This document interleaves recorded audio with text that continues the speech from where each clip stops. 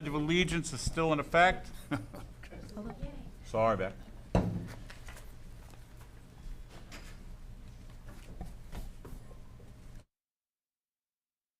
You ready?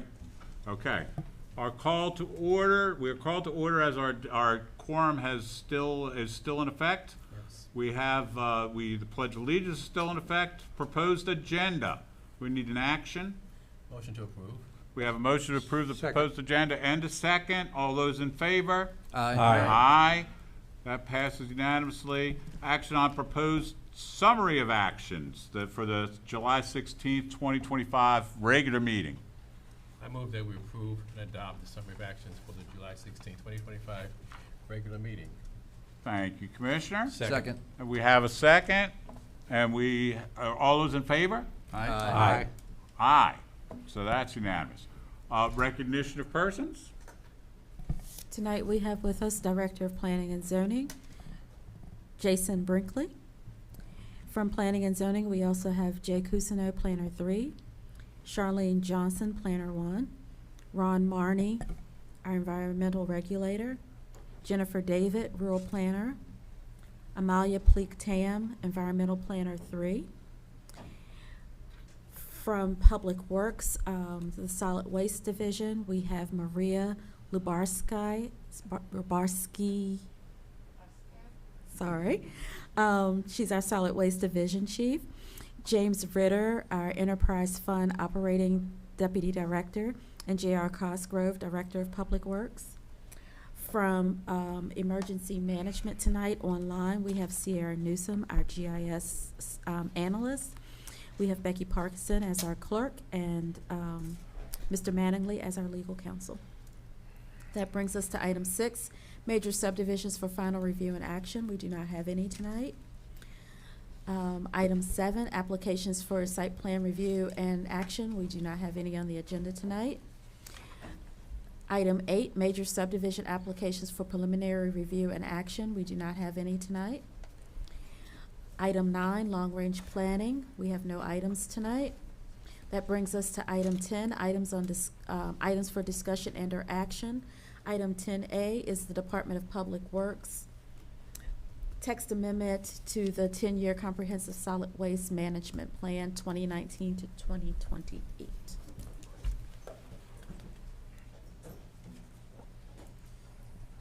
Good evening, Commissioners. Good evening. I'll read the memo. Background.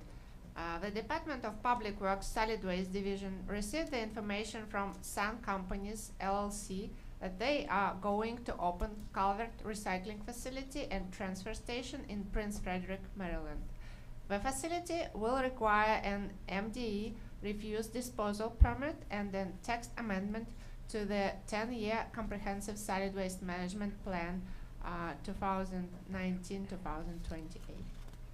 Discussion. The facility will be a privately owned and financed.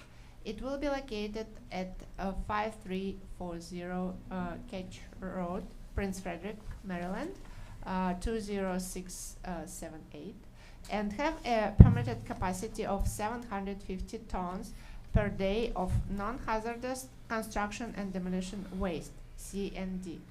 C&D received at the facility will be separated and hauled to permitted processing for recyclable C&D and disposal facilities.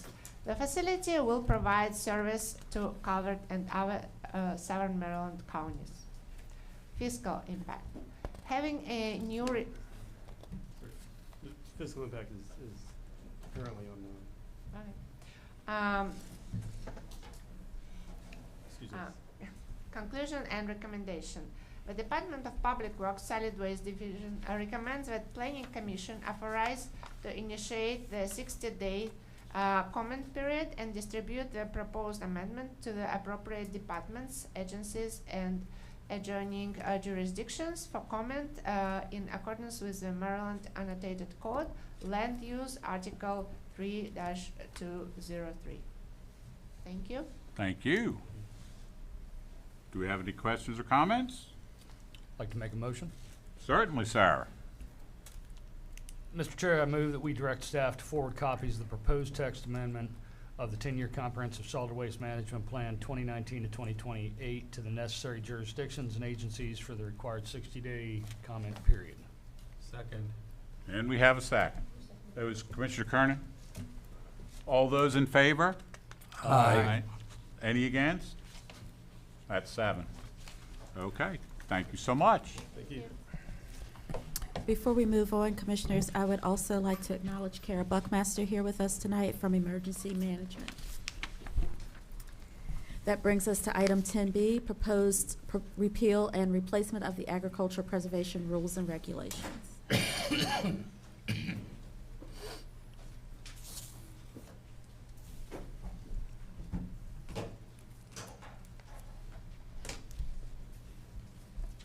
Good evening, everyone. I'm Jennifer David. I'm the rural planner here in Planning and Zoning. Thank you for having me today. Thank you for all your patience. So this evening, I'm here to present an informational presentation for the proposed agricultural preservation rules and regulations. So the purpose of this evening's session is to present and inform the Commission of the proposed repeal and replacement of the rules and regulations for the county's agricultural land preservation program. So to give you some background, in 2020, the Transferable Development Rights Committee reconvened to review the county's TDR program and make recommendations for program improvements. One of the recommendations made by the committee was to lift the moratorium on the creation of new agricultural preservation districts once changes recommended by the Agricultural Preservation Advisory Board are adopted. The committee looked at various recommendations.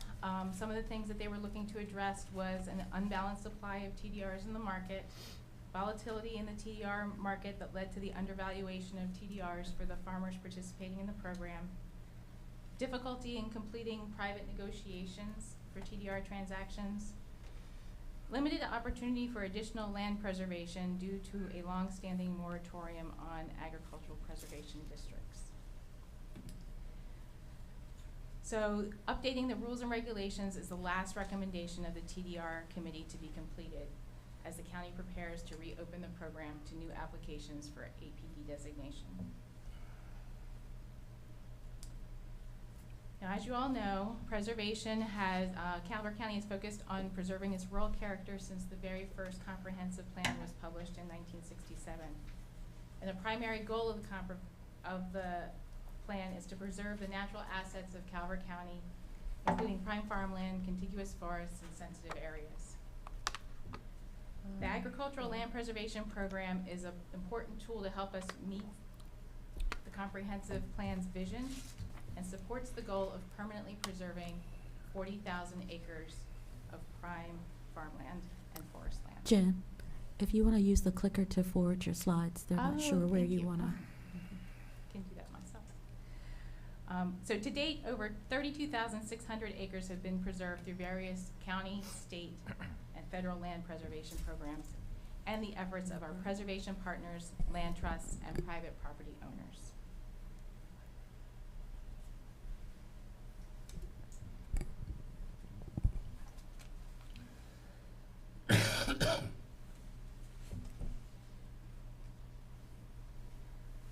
So if you're not familiar, the county's TDR program preserves prime agricultural and forestry land by providing for the transfer of development rights within the county. It incentivizes preservation by allowing landowners to sell the development potential of their property to another party by agreeing to place restrictive covenants on the land. Those purchasing those TDRs can then use them to obtain a higher lot density on another property in specific areas of the county, deterring development of farms and forests to areas targeted for residential and commercial growth. And once an owner conveys or allocates TDRs from their APD, covenants are recorded that place use and development restrictions on the property in perpetuity and cannot be removed. Just for your information, currently there are 580 APDs in the program, 516 of which have been permanently preserved.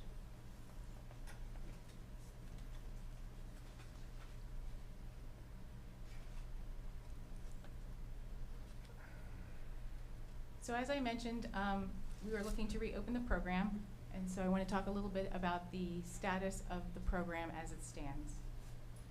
In the years following the recession of 2007, participation in the county's program fell substantially. Private demand for TDRs plummeted, TDR prices sharply decreased, and county funding for the purchases of TDRs was limited.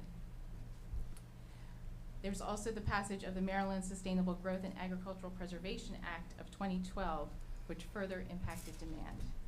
If you're not familiar with those, that is the law that governs areas that are designated for septic use. The Agricultural Preservation Advisory Board at that time completed a comprehensive review of the program and recommended to the BOCC that a moratorium on the acceptance of new applications for APD designation be put in place until revised criteria could be addressed in the rules and regulations. And the goal would be to address the surplus of, at the time, the goal was to address the surplus of TDRs and reinvigorate the program. And that moratorium was approved by the Board of County Commissioners September 16th, 2013, and remains in place today.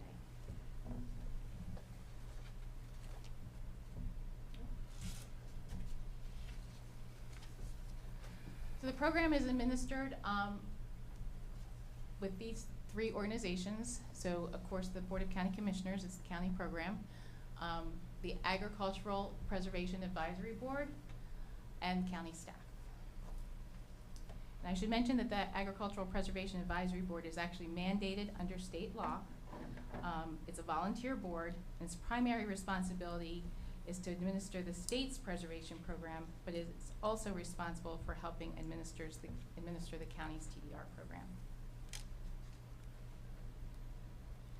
And the APAB promulgates the rules and regulations and has developed procedures for the formation of agricultural preservation districts and the implementation of the county's agricultural preservation program.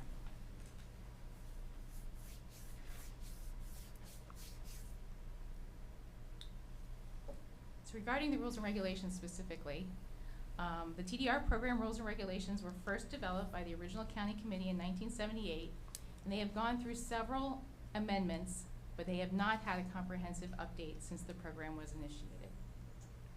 The program acts like a zoning district overlay, very much like the critical area.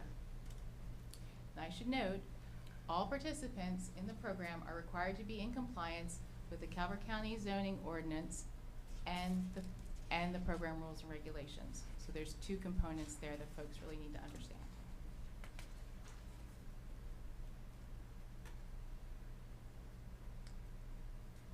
So again, this is the current rules. This is a slide of the current rules and regulations. It's available on our website. The Agricultural Advisory Board drafts, Agricultural Preservation Advisory Board drafts language, and the Board of County Commissioners adopts via resolution, and the Agricultural Preservation Advisory Board implements the rules and regulations with the assistance of county staff.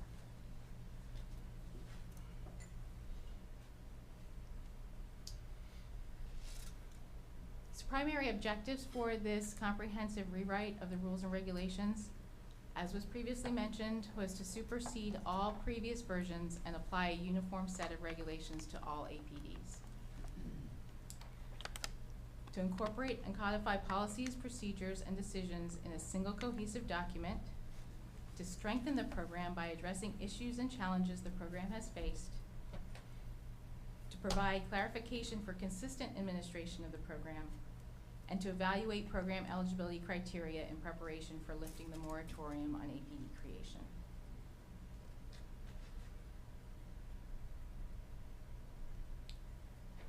So what are some of the things that this rewrite does? These are categories of the proposed changes in the rules and regulations. So what the update does is it reorganizes and simplifies the document. Again, clarifies policies and procedures, includes necessary technical updates, updates eligibility criteria for APD designation and PAR fund applications. It includes the new TDR reserve program. It addresses allowable density in the APDs. and codifies policies regarding the use of APDs for private and public events, and limits amendments or modifications to APDs.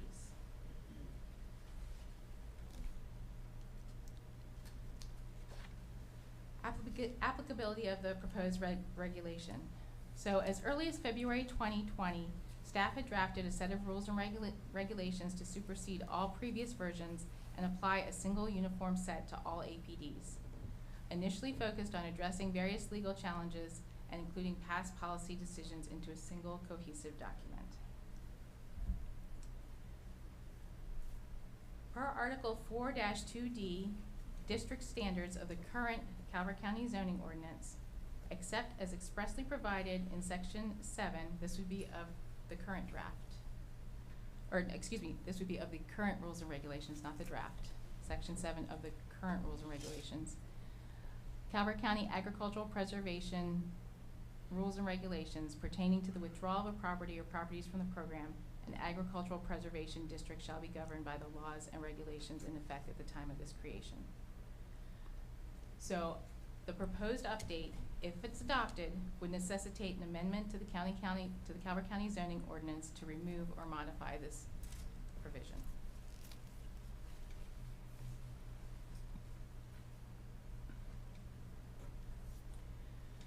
So some of the program administration clarifications. The proposed rules and regulation document incorporates past policies, decisions, and clarifies Agricultural Preservation Advisory Board processes and procedures in the following significant ways. It updates criteria and policies for the acceptance of an application for designation as an APD.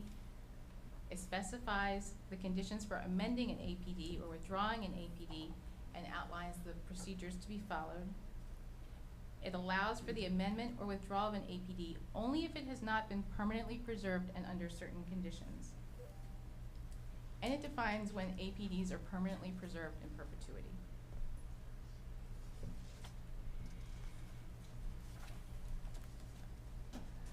So addressing the definition of permanently preserved.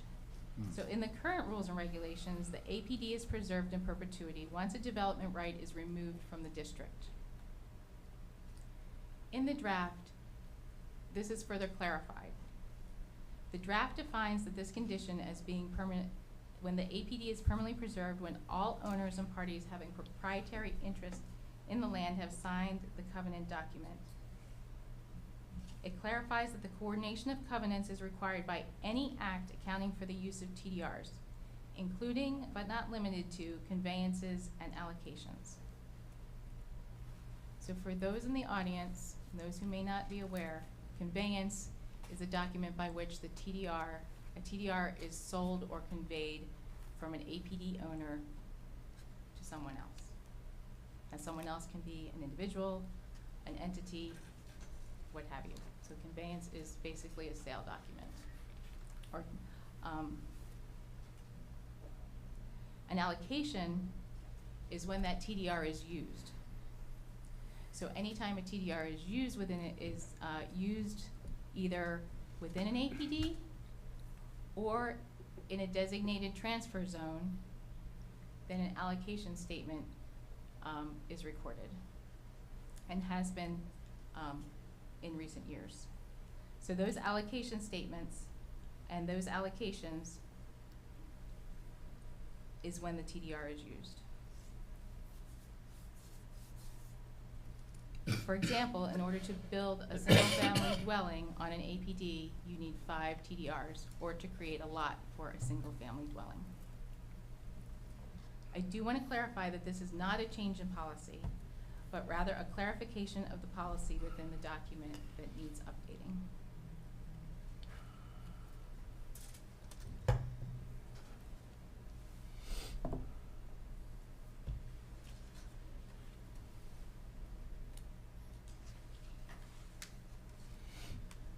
Minimum APD acreage criteria.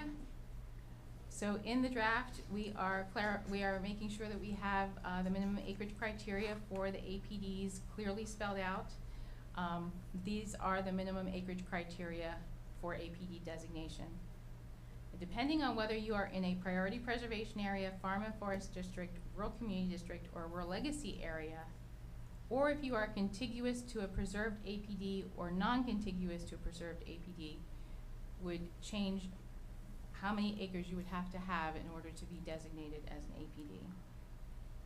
So if you are in a designated priority PPA, FFD, RCD, or rural legacy area, and contiguous to a preserved APD, you can apply to be an APD with less than 50 acres with APAB approval.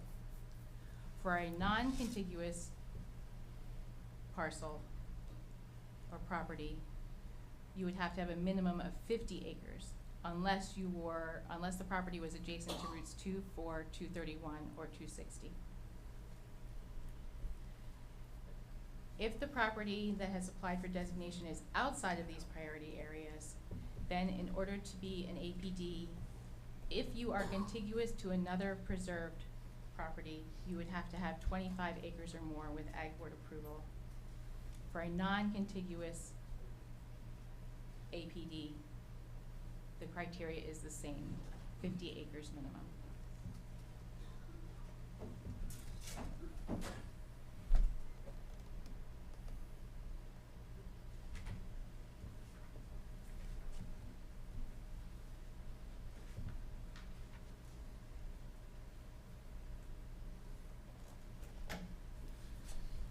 Certification of TDRs. So an owner of an APD may apply to planning and zoning for the certification of TDRs by the BOCC. The TDRs run with the APD as a whole unless they are legally severed from the APD and allotted to an individual person or property. And the computation for the allocation of TDRs is enumerated in Article 17-2 of the Calvert County Zoning Ordinance. The computation of the TDRs is based on the net acreage of the property, based on the boundaries of any wetlands as defined with the best available data. So in the new, in the update, net acreage will be used for the TDR computation rather than the acreage of the entire piece of property. Net acreage meaning buildable acreage? That's the idea. Okay. So, so yes, to be buildable, you would have to look at a feasibility study to find the true buildable acreage. Right. But you're deducting the net acreage out, so any wetlands that are Yeah. on the property would be Slopes, deducted that out of kind the of total. thing. Okay. And field surveys are required to determine the net acreage of the property. 5 TDRs are deducted from each existing residence on the property as part of that TDR computation.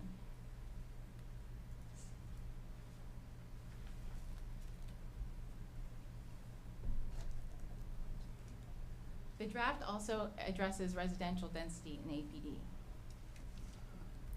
So once recorded, further development of all property within the APD is subject to the restrictions governed by the rules and regulations.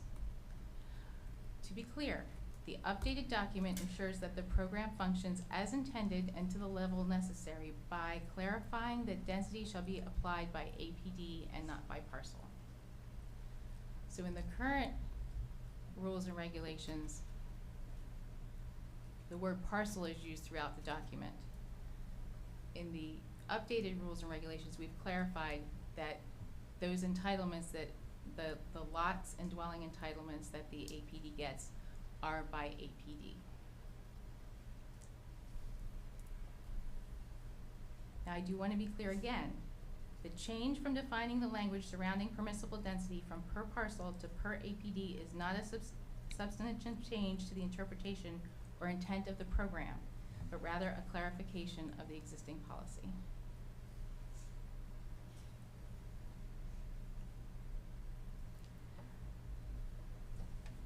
The draft also specifies that primary residences, buildable residential lots, and tenant houses count towards density.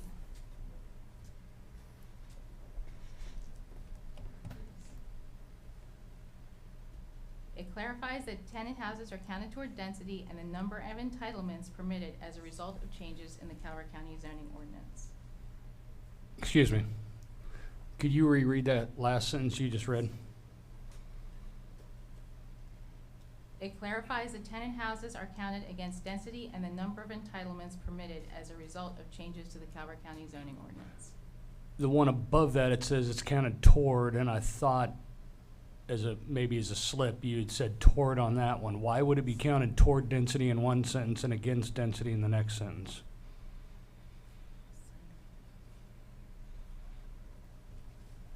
Meaning's the same, right? Yes, it's the same. Okay. Yes. Primary residences, buildable residential lots, and tenant houses count towards density. And tenant houses are counted, yes, it means the same thing. It seems odd that an antonym of each other would mean the same thing. Welcome to English. English Well, is an I- odd language. I will apologize for that. They don't need one of those. But in the draft, and we'll get to that in a minute, you'll see exactly what I'm talking about. So per the Calvert County zoning ordinance effective March 1st, 2025, one tenant house is permitted per lot or parcel provided that the property has received an agricultural use assessment from the Maryland Department of Assessments and Taxation, and the tenant house counts towards the permitted density of the property. Jan, what's the difference in a tenant house and an accessory dwelling?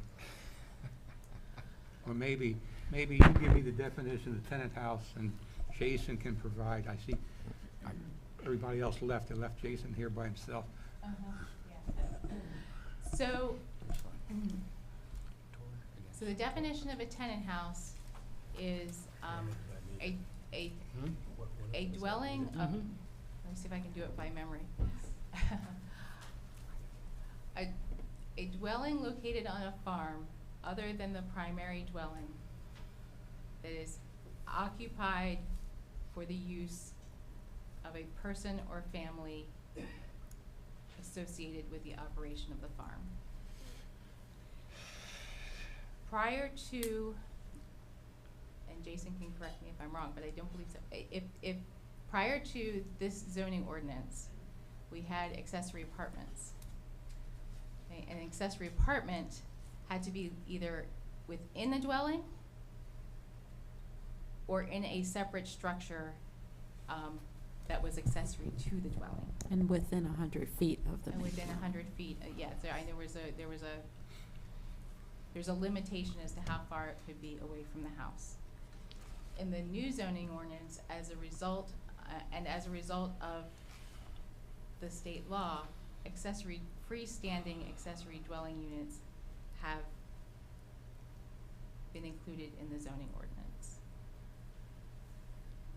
So as you both have, as Will explained earlier, both have, the accessory dwelling unit has a 1,500 square foot maximum.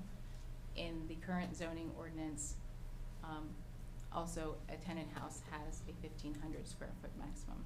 The real difference is that one has is unrestricted as far as the use and who can occupy it. And the definition of a tenant house specifies that it is for the use of a family or a person associated with the operation of the farm. And it has been in the zoning ordinance tenant house has been in the zoning ordinance for a very long time.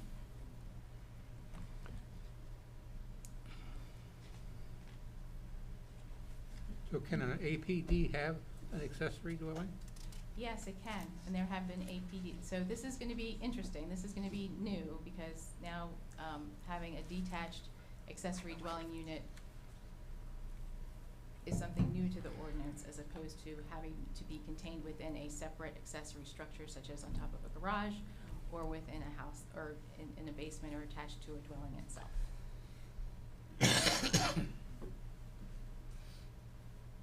Could the accessory structure be a bed and breakfast? Based off of what y'all did earlier, no.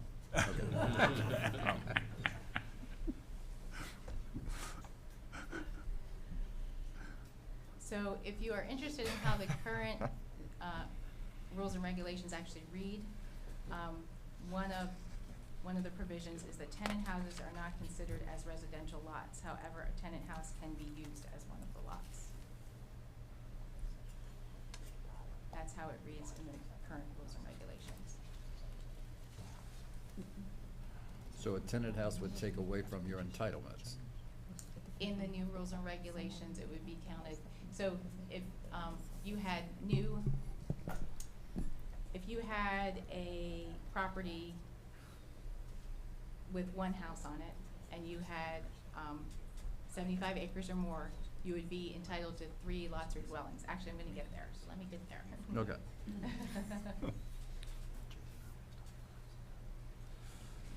So on the left, we have the current text, and on the right, we have the corrected text based on the changes that were made to the March 2025 Calvert County zoning ordinance. So let me read what's in the current Calvert County zoning ordinance. 1 tenant house is permitted per lot or parcel, and provided that the property has received an agricultural use assessment from the Department of Maryland Assessments and Taxation, and the tenant house counts towards the permitted density of the property. The property shall consist of a minimum of 25 acres. The tenant house shall meet all setback requirements for a single-family dwelling in the district. And the tenant house shall not exceed 1,500 square feet in gross floor area. And manufactured homes are permitted as tenant homes, except in Owings Town Center and the Old Town Residential District in Prince Frederick Town Center.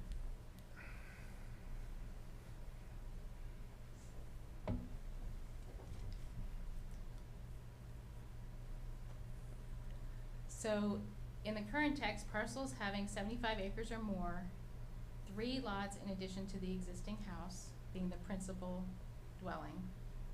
Parcels having less than 75 acres and at least 50 acres, 2 lots in addition to the existing house. Parcels having less than 50 acres and at least 25 acres, 1 lot in addition to the existing house. Parcels having less than 25 acres, no additional lots or houses. In the draft regulation, to be consistent with the zoning ordinance, APDs having 75 acres or more, 3 lots or dwellings in addition to the existing house. APDs having less than 75 acres and at least 50 acres, 2 lots or dwellings in addition to the existing house. APDs having less than 50 acres and at least 25 acres, 1 lot or dwelling in addition to the existing house. And APDs having less than 25 acres, no additional lots or dwellings are allowed. And it also clarifies one of the provisions that the applicable dwellings include primary residences, buildable residential lots, and tenant houses, to be consistent with the March 2025 zoning ordinance. So the base density for APDs is 25 acres.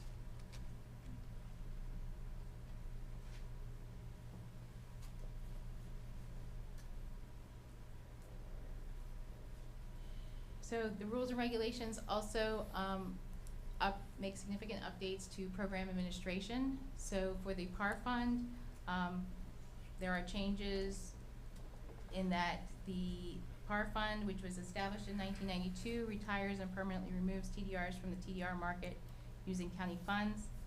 Currently, only APD owners or original owners of the APD are eligible to apply. The update expands eligibility to include all TDR owners of record, and the applications are ranked by a formula set by the rules and regulations for funding.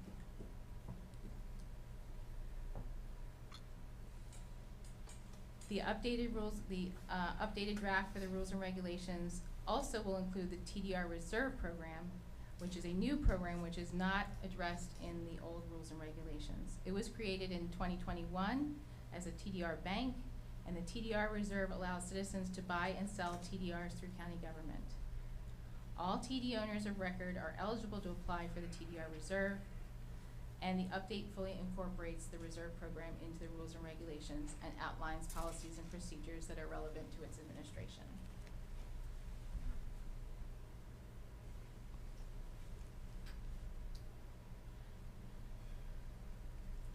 The updated draft also addresses agritourism and permitted uses in APDs. Agritourism is a rapidly growing sector of the agribusiness market and complements traditional agricultural enterprises by providing for direct product sales and additional revenue for the operation.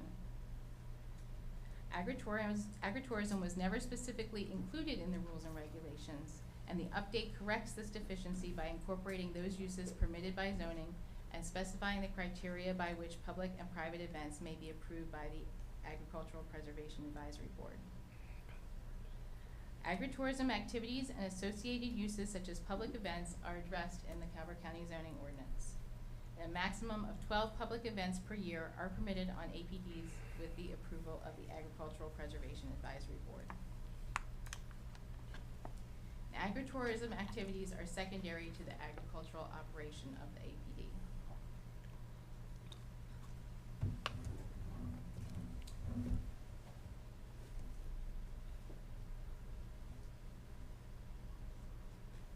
So next steps in the adoption process, these planned next steps were for staff will host a public information session to present the proposed changes, take questions, and receive feedback from the community on August 28th, 2025.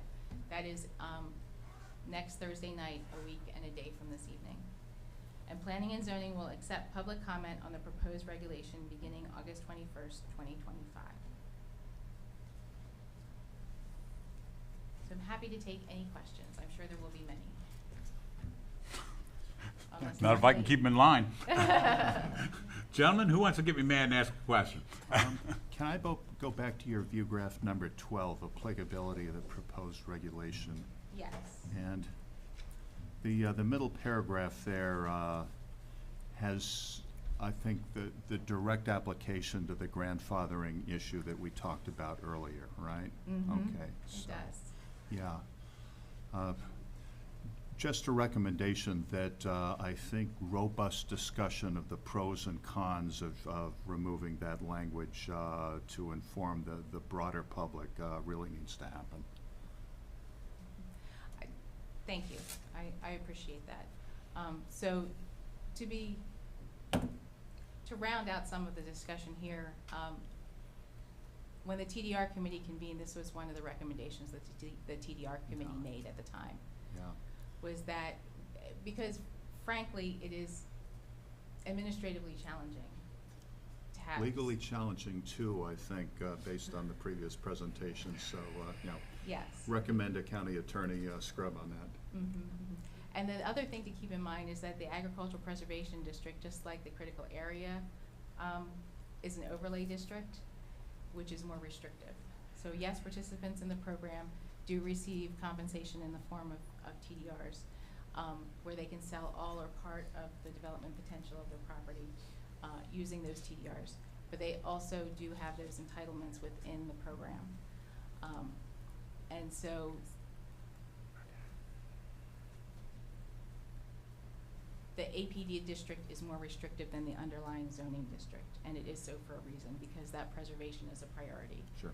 And something else I should address that I did not touch on is that one of the things we really want to do moving forward is that we want to be clear in what those entitlements are to the participants in the program. When the program started, it was not always very clear. That board that I mentioned, that county committee that had first set up those rules and regulations, when it says per parcel, they really had they were just starting out, so they had a very specific, narrow understanding of what they were accomplishing. It's been over 30 years, or 78. Yeah, it's been a long time. It's time for an update. So just a suggestion, you may want to look at modifying the easements similar to what the state rural legacy program does. Yeah, so I didn't complete my thought, but the recordation documents that we use for the program, we are working on revamping those, and those will go to the county attorney. Great. And we will be making an effort to make it not overly complicated, but clear. We want to make it clear for the integrity of the program, what the density, what the permissible density of the property would be prior to it being designated as an APD, and what the maximum permissible density will be after it. And again, we'll be, and that will tie into just looking at things the way they do for subdivision and making sure that we have all the documents that we need. Actually, next week, I'm planning on having a slide for an audience specifically for that community that goes a little more into depth of the kinds of things we're going to be requiring. And the application requirements will also be more stringent than they have been in the past. Not in terms of acreage and eligibility and if you meet soils qualifications and things like that, but the documents that we're going to require is going to be more robust. And I think that will be a benefit to the program.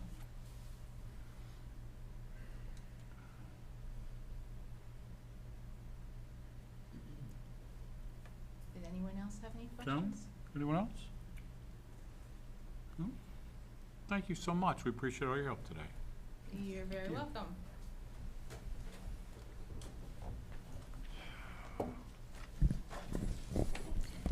Okay, that brings us to item 11, items of interest. Item 11A is high tide flood mitigation plan update. Good evening, Commissioners. Molly Fleetingham, Environmental Planner with Planning and Zoning. I'm joined by Dr. Kara Buckmaster from Public Safety Emergency Management. I'm here to present the update, 2025 update to the high tide flood mitigation plan. I'm happy to read the memo, or in the interest of time, I can jump into the presentation. You can jump in. Thank you. So this plan evaluates the risks, vulnerabilities, and mitigation opportunities facing Calvert County given nuisance flooding or high tide flooding. It also tracks progress in our mitigation since the last plan, which was published in 2020. Firstly, why we're doing this update, as some of you might remember, flood mitigation is already addressed in our hazard mitigation plan as well as our flood mitigation plan, which is an addendum to our hazard mitigation plan. However, the high tide flood mitigation plan update is required by state law. Staff was able to secure a grant from the state to help defray the cost of doing this update, so that was nice. Broadly, the overview of our scope tonight will focus on three things: evaluate the risks and vulnerabilities from high tide flooding, identify areas within Calvert County that are most impacted by this flooding, and offer solutions to minimize this impact. I will say that there are other details in the plan, so please consult the table of contents for a more detailed breakdown of the plan. But some of those finer points are just in there to directly address DNR's guidance. The things like demographic assessments, that sort of thing. So I want to clarify some terminology. Nuisance flooding is defined by Maryland Natural Resources Article 3-1001 as high tide flooding that causes a public inconvenience. Calvert County is following agency's terminology shift, and we're using high tide flooding instead of nuisance flooding. Nuisance can sometimes convey an annoyance. People get confused that maybe it's because, oh, I didn't unclog my storm drain and it backflowed from precipitation flooding. That's not the type of flooding that's addressed here. It's only the type of flooding that occurs around coastal areas.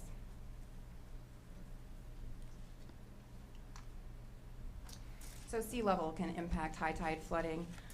Sea level rises the water level, which can increase the tidal range, storm surges, wave overtopping. Beyond global sea level rise, Calvert County experiences relative sea level rise, which accounts for local environmental traits like land subsidence, tectonic plate movements. Sea level rise in Maryland has been and will continue to be greater than the global average.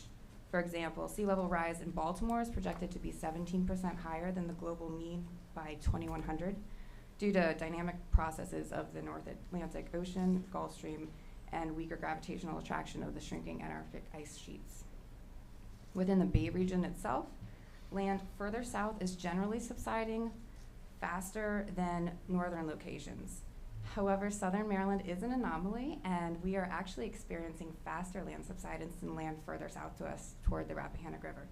So in summary, Chesapeake Bay region is seeing faster sea level rise than the global average, and southern Maryland land is sinking faster than the Chesapeake Bay average.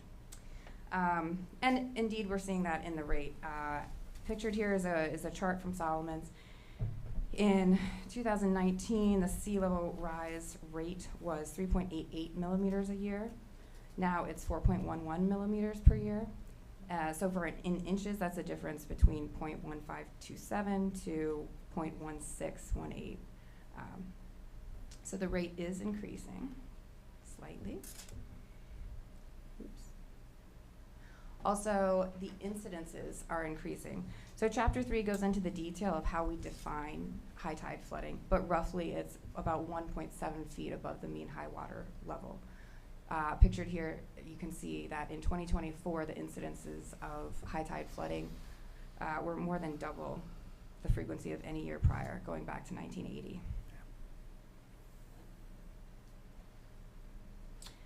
Switching from risks to vulnerabilities, Chapter 4 captures all of our vulnerabilities roughly separated between geographic areas, like those pictured here. These are our waterfront communities. Most of us are familiar with them. They share similar characteristics. They're located along our coast. They sit on a high water table, and many of the structures were built prior to 1984 storm, floodplain regulations, not stormwater regulations. So recognizing this, development in these areas does have to meet enhanced regulation. Switching to topical subject matter-based resources that are vulnerable to high tide flooding. Critical infrastructure is vulnerable, so that encapsulates transportation, wastewater treatment facilities, electricity and communications, and building and housing. So of note, the enhanced nutrient removal treatment plant in Chesapeake Beach has been compromised by flooding in the past. However, this was in conjunction with Tropical Storm Isai, and it's unlikely that high tide flooding alone will impact this facility. Community resources are vulnerable. This includes things like historic Lore Oyster House, Cove Point Lighthouse, all of our numerous archaeological sites along our coast. Those are vulnerable. Recreational resources, our parks that are located along our coast, Breezy Point Campground, the boat launches, the boat launch at Halloween Point Park is frequently impacted. Aquaculture, agriculture, and water adjacent businesses are vulnerable.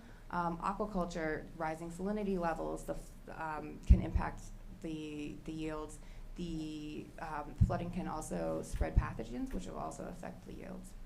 Saltwater intrusion into our cropland can decrease our crop yields, and water adjacent businesses, they might have to raise their parking lots, docks, buildings. Natural resources are also vulnerable. We need these natural resources to help shed water. Marshes are needed to absorb floodwaters. Our aquifers might be impacted by saltwater intrusion. Battle Creek, Flag Ponds, Cove Point Marsh. All of these resources are detailed further in Chapter 4 of the plan.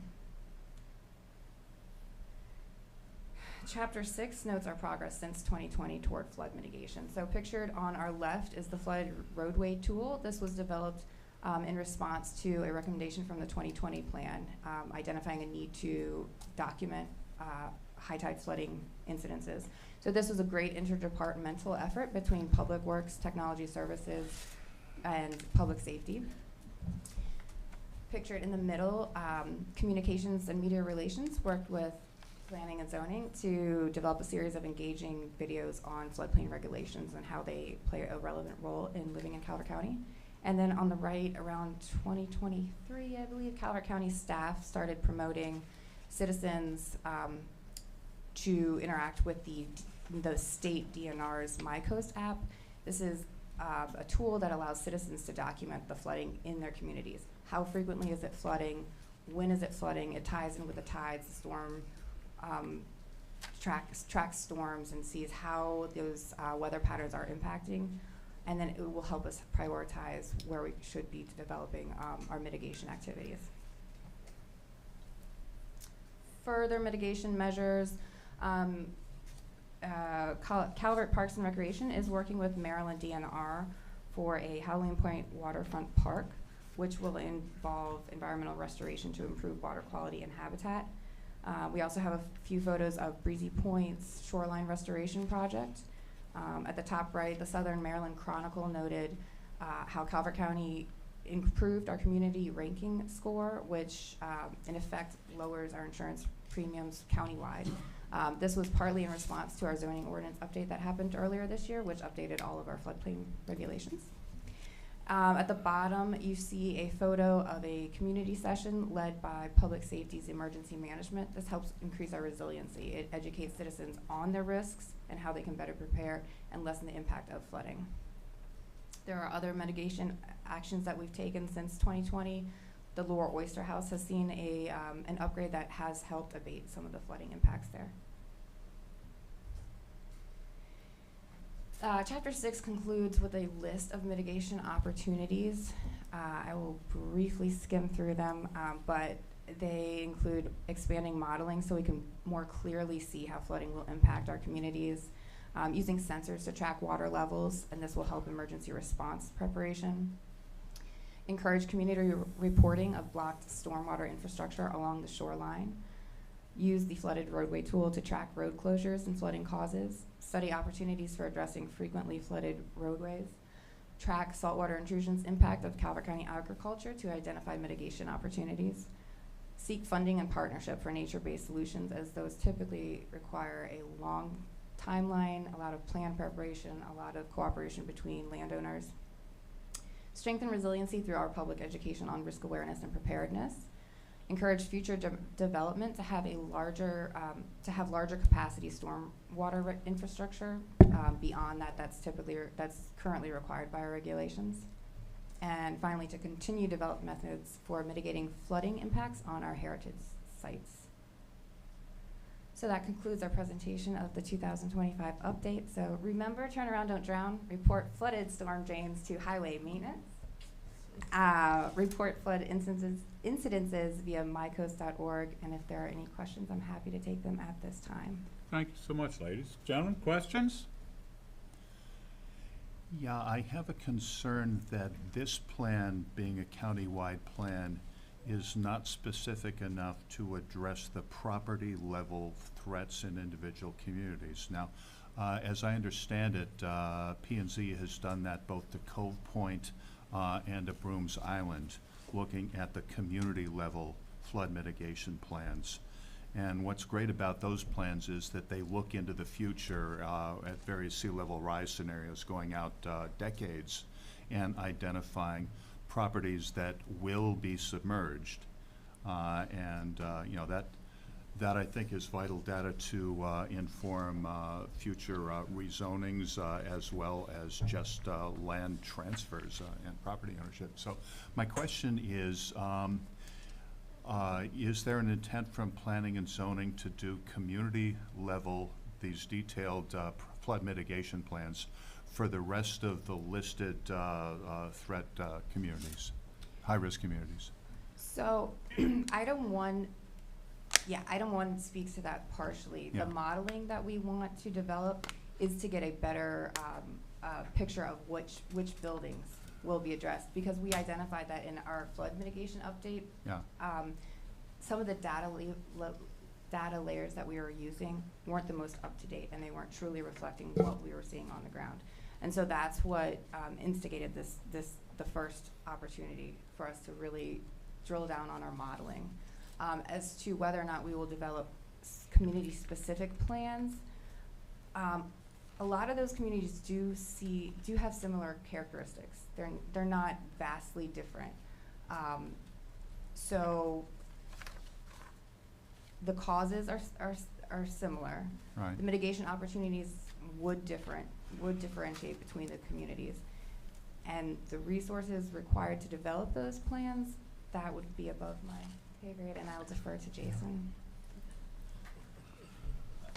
Where I'm going with this, by the way, is several years ago, P&Z created a draft flood mitigation plan for our Breezy Point, which never got past the county commissioners. But there was some really sobering recommendations in that as they looked at the effects of estimated sea level rise out to the year 2100, which isn't that far away now. And one of the things that they were saying is there will be residential properties with houses on them that will be underwater. And you know, the mitigation strategies were either you find some way to literally float the house, or you just retreat and condemn the property. And similar ideas like floating sidewalks, those, Sure. you see those suggestions in the Brooms Island plan Yeah. as well. So the modeling, we believe that the modeling will help really Yeah. crystallize the risk. But that is still in its infant stages. Yeah. So. Can I just add, in the interim, so we do have resources available on the county's website specific to flood awareness and Okay. information sharing, and so we strongly encourage residents to take advantage of that to help them understand their risk. And if they have questions, of course, they're welcome to reach out to us. I, on behalf of emergency management, go into communities and conduct preparedness and mitigation. We discuss risks and hazards, and I'm happy to do that with any community who reaches out to us. So Yeah. although we might not have the capacity to develop these plans specific to each community at this time, we do still have resources available to help the residents. Yeah. Those resources, I think, are focused mostly on current risks and not risks years and decades in the future, though. And so my concern is, as the county does long-term planning, that we have a better understanding. I mean, you look at a place like Solomon's or the beaches, and the huge investments that the county is making down there, and private people are making down there. Okay, look ahead 20, 30, 50 years. And I think there needs to be a consensus understanding of what the environment looks like that far in the future. Thanks. Thank you. Gentlemen, anyone else? Ladies, thank you so much. We appreciate all your help tonight. End of sermon. Thank you. That brings us to item 11B, site plan and subdivision list. You have before you the site plan and subdivision list. Are there any questions or concerns? Okay, hearing none, we'll move on to item 12, which is public comment. Do we have anyone in the audience who wishes to comment tonight? This is your last chance, man. This is it. Please identify your name and whether you're speaking for organization or yourself. My name is Jerry Pitcher. I'm speaking amongst myself, for myself. The ag preservation potential changes, I think, are going to affect people that own property that is in the ag preservation. And if you own a piece of property in the county that's in the program, you've agreed to a binding contract.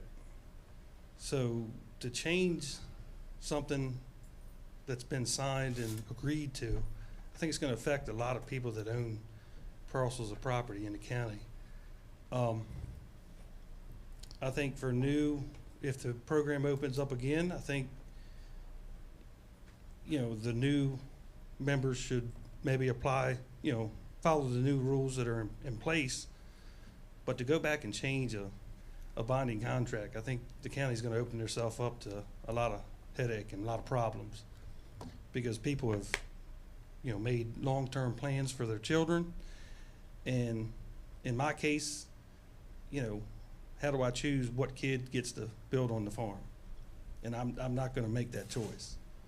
So that was the whole reason of agreeing to the program. So, you know, if you go along and change the rules, what's the compensation of losing a buildable lot? You got, nobody's brought that up at all. So it's something to think about, but, you know, if you break a contract, it's a breach of contract, so, you know, expect to have legal repercussions from that. And as far as doing away with the tenant houses in the density discussion, nobody's brought up the fact there's no regulations and no restrictions on any, you know, in-law apartments in these developments. When these engineers design these developments, do you think they're designing them for 2 more cars and 2 more people to live on the same lot? It's something to think about. So that's all I had to say. Thank you for your time. Thank you. We appreciate you stepping up. Thank you. Is there anyone else who wishes to speak? Is there anyone online who wishes to speak? Please do *6 to unmute yourself.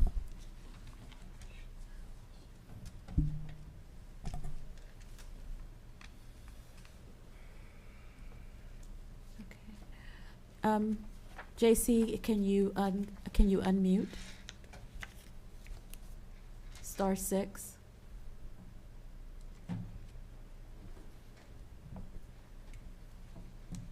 Daryl, can we unmute her? Okay. All right. JC, you'll have 2 minutes. I would just like to say I thank the staff for their information tonight, and I truly appreciate you all as a committee, the board, that look out. Could you please for us. identify yourself? Oh, I'm sorry. I'm sorry. This is J.C. Hooker, and I'm speaking as a resident. Do I need to give you any more information? No, please proceed. Okay. Yeah. Like I said, I would like to thank the staff. It has been very informative to me, and I truly appreciate each one of you volunteering for such a task of taking care of Calvert County. I was not born here, but I have come to love Calvert County from the understanding of, to a certain extent, keeping Calvert. The one thing that I do have concerns with is the legacy of people that have owned land here. It seems though everything that I heard tonight, when you have kids, you want to leave a legacy. And in today's world, it's very hard for the young people to get started in affordable housing. And whereas parents would probably allow their kids to build their home there and then move on, I would think that we could make some type of an exception, because you wonder where are our young people of today that they can't afford to live here. I hope you all take that into consideration, and a lot of the decisions we're making are for the youth of tomorrow. And if they're not here to appreciate the decisions you're making each and every day, they won't understand. And I think we do have to consider climate change. We have to consider if a parent has 5 or 10 kids, that all the kids want to stay on that lot, maybe we can at least allow 5 of them to build there. The legacy of Calvert is very important. It's not always about us changing everything to a zoning requirement, because people have owned this land. So I do hope that you all take this into consideration when you're making decisions. You have a very hard decision, and it's never a win or lose. But we look for you to look out for the best, not only for us that are here now, but look out for the future generation, which means to say you always have a hard decision to make.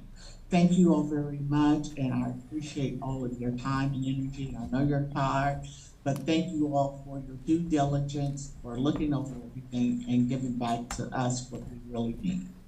Thank you. Thank you very much, ma'am. We appreciate it. Thank you. And we have no more speakers. That brings us to item 13, Do I have a adjournment. motion? Motion.